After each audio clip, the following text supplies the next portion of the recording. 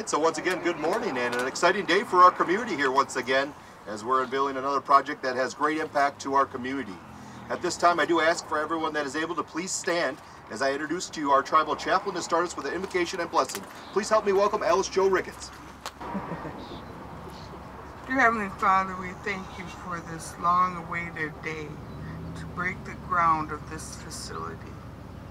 As the vision says, each Anishinaabeg who struggles in life deserves a special place to call home. We bless the upcoming project from today to the final stage of opening the first door.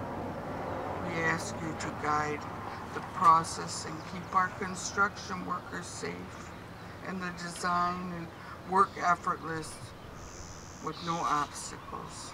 We are a blessed tribal nation, and we are forever grateful for all you do for us. In Jesus' name we pray. Amen. Please help me welcome Chief Jackson. Mino Gijip, everybody. Welcome and thank you guys for attending. This truly is one of the dreams come true for this, and it all began under the Ekdahl administration. We were all sitting in council chambers and we recognized the need of our people and the need to help them to come back in this society and be productive, and to help them achieve their goals and their dreams throughout this lifetime. So at this point, I'd like to thank Ronnie and his direction as when he was tribal chief to get this project going. I thank the Davis administration for continuing and supporting what the Ekdahl administration started. I thank all my current council members for being here and for supporting this effort. And most of all, I'd like to thank Rosalie and the housing staff for all their effort, their time, their hard work and dedication they put in this project, and with their vision and seeing the need for the permanent supportive housing. I thank the architectural team and the construction team. I thank Tom for helping lead in getting this project developed and going, and today's such an honor and a blessing to each and every one of us. And I just thank everybody from the bottom of my heart for being here, for all the community members, and to help meet the needs. And we look forward to opening that door, getting our first visitor in there, our member, and we hope to hope this continues, and we hope that the community comes in and supports each and every individual and shows everybody the love that we all need to come together. So once again, thank you guys, and thank everybody from the bottom of our tribal council hearts. You know, we all appreciate each and every one of you. So I hope you guys all have a good, blessed day.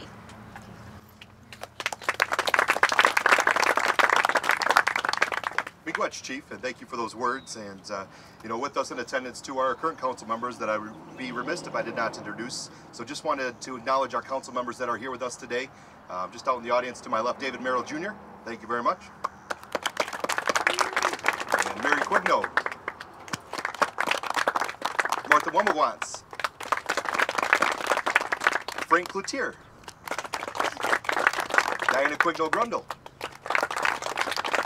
Gail Rule. Luke Sprague, Samantha Chippewa. That's, I don't think I missed anybody there. So thank you all for joining us and for the commitment for this project. Next, I would like to invite up those that are really helping us make sure we had this project off the ground. And it is an honor to welcome up our housing director, Rosalie Maloney, to talk about this complex.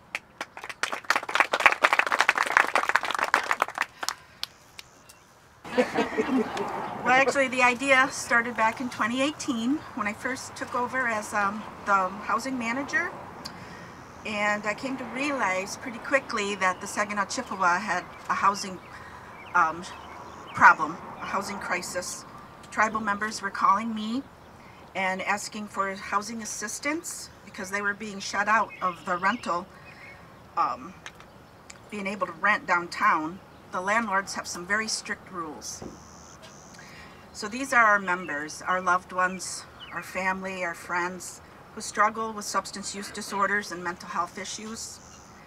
Sometimes they were losing their housing because they just couldn't maintain it on their own. But unfortunately, at the time, I didn't have anything better to offer them. I was one of those strict landlords.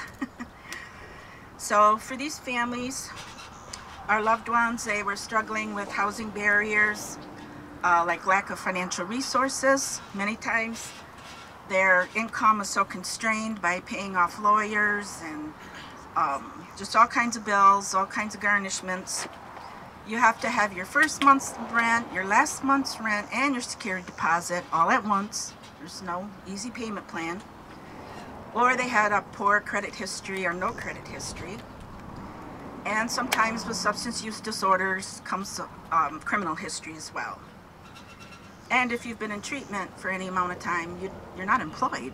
So lack of employment was another one of those barriers. Landlords like to see a solid work history. So for these reasons, some of our loved ones found themselves homeless. But what does homeless look like on the Isabella Reservation? It doesn't look like what you see in Chicago or LA. They're not camping out on the street corner. Most likely they're couch surfing with their family and friends for however long they can do that. Or they're living in grandma's basement or setting up house in the garage. I met a tribal member who was living out in the garage. Some have been living in the travel trailer in the backyard or up at the campground. So this is a reality for us. And if I didn't know it back in 2018, we certainly saw it in 2020 and 2021. So we have to ask ourselves, can we do better? Can we offer our loved ones a safer housing option? So back in 2018, I attended my first Great Lakes Indian Housing meeting, GLIHA, they call it. You learn a lot of acronyms in this business. But they had a presenter there talking about the permanent supportive housing model. So this is the first time I heard of such a thing, but it was going on. Other tribes in the nation were doing it. Permanent supportive housing is not just shelter, it's not just a roof over your head, but it supplies all those supportive services needed to stabilize these individuals and their families. It can take a while before you can get your driver's license back, before you can get your GED, before you can get a job or get your kids back. That's a process. It doesn't happen overnight. So in this building, we plan to offer our residents these types of supportive services to complement their treatment plans. Child care, 12-step programs right on site, so they have meetings, access to meetings, case management services, transportation to and from their appointments, all in a safe, decent community environment. So one of the outcomes we hope to achieve is to increase compliance with treatment plans and reduce the harm that addiction is doing to these individuals and to our community. We can provide the opportunity for them to continue their healing journey with less pitfalls. I believe that. So in 2020, Housing hired a consultant to do a feasibility study to see if the tribe should and could develop such a supportive facility. And a survey of the community members went out as part of that study, and the results were overwhelmingly positive. The tribal membership would support such a project. So after 5 years of planning and meetings, and in spite of the COVID-19 pandemic, here we are today, finally breaking ground on the 16-unit apartment complex. But like Chief Jackson said, there's a lot of people to thank because nobody does a project like this all on their own. My initial partners were in the Office of Grants and Contracts, Shannon and Donna, who traveled with me to HUD's Chicago Office of Native American Programs to learn about HUD's competitive grant process. That was a fun trip. We learned a lot, but hey, our application got 96 points out of 100. So that's like an A.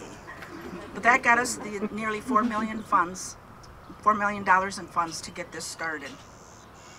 Also, my project team, who's been there all along, Tom Keequam, construction manager, the accounting department. I don't know what I would do without Jackie Rieger and Sue Coleman.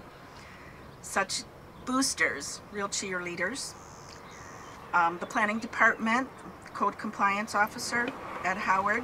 Oh my gosh, the legal department, all the contracts that they had to get in place and all the utility easements, which is still ongoing.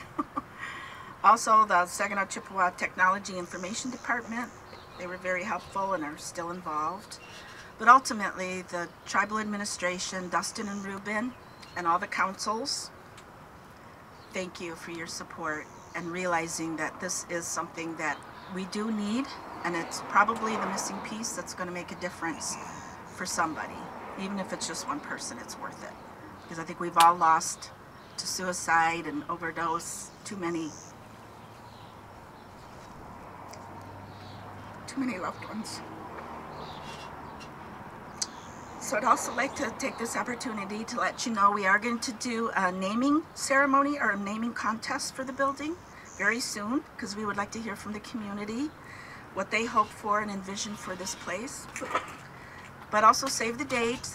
Sam and I, Sam Anglin, my colleague, are working with a consultant to come to the reservation here in August and do like a 2-day, maybe 2.5-day workshop with all of you, all of the case managers and support people, so that we can focus on the operational aspects of this building. So we need your input, we need your cooperation, everything from selecting residents, the admissions process, children's programming, and even the house rules. We want to hear from you. We want it to be a collaboration so that it really works for our residents. There'll be a lot to discuss. So you can look forward to these events as we move forward into the summer. But thank you very much, everyone, for your time and your attention and for your support. Congratulations.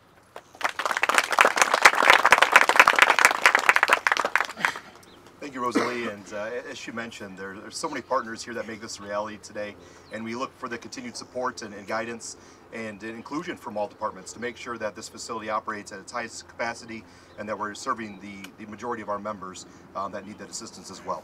And with that, I'd like to introduce next Sam Anglin, who is the Permanent Supportive Housing Coordinator and really helped put this event together today.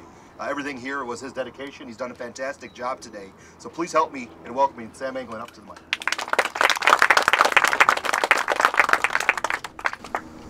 Mino Gizup, Ani.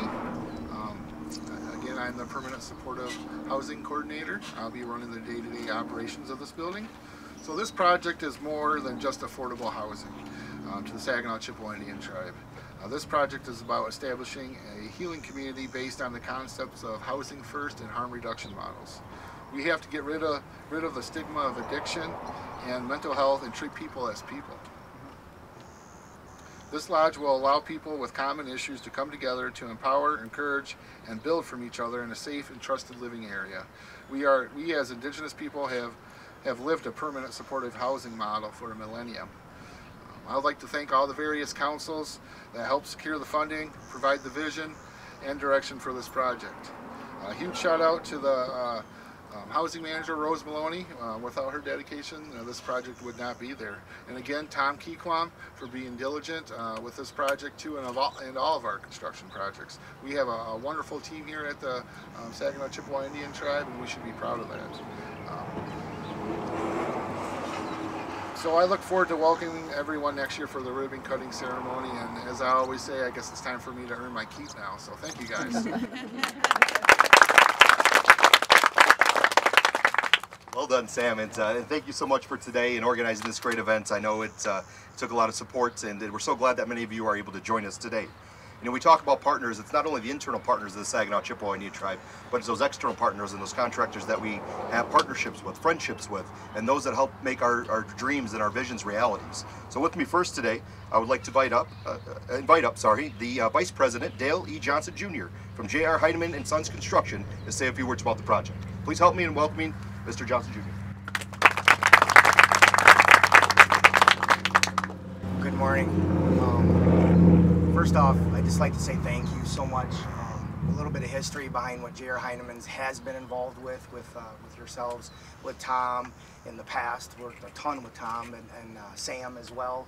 Your senior facility over yonder, just across there, and then the Ziegling Center as well. So this is what I like to call the trifecta part of this. But listening to Rosalie speak, and Sam and all of you as well, the need in this project in itself for your community is just, it's such a blessing for us, I think, as a contractor, to know that all the work that's taken place ahead of us, we get the distinct pleasure to be able to put it together for you, and we're totally excited about that. And we can't thank you guys enough for allowing us to be. I know it's a competitive bid process, we get all that, but we not only win the bid, we just be able to get a win to be able to help back to the community as well too. So we do thank you for allowing us to be a part of this. It's by invite only, and we want to make this a success based on all the hard work that's gone into this project already ahead of time.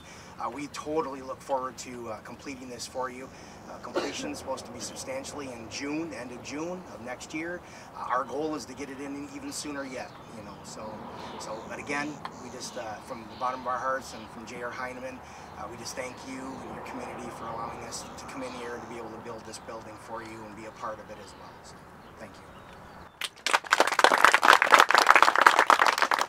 Thank you, and you know, as you talk about the trifecta, we had this conversation before we started our ceremony today, to have partners that continuously offer these projects to our community and these developed relationships that really highlight who our community is, and they understand the community, and they're very passionate about it. So it's nice to have those partners who can embrace our community as we are, and make sure that we're doing these things for the right reasons. So with that, I would like to invite up next to our podium our tribal liaison, Scott Winchester from 7th Generation's AE firm, and he has the beautiful designs that are on the poster board behind you, and really his team has been responsible for putting this together and seeing that vision. So please help me and welcome me, Mr. Winchester.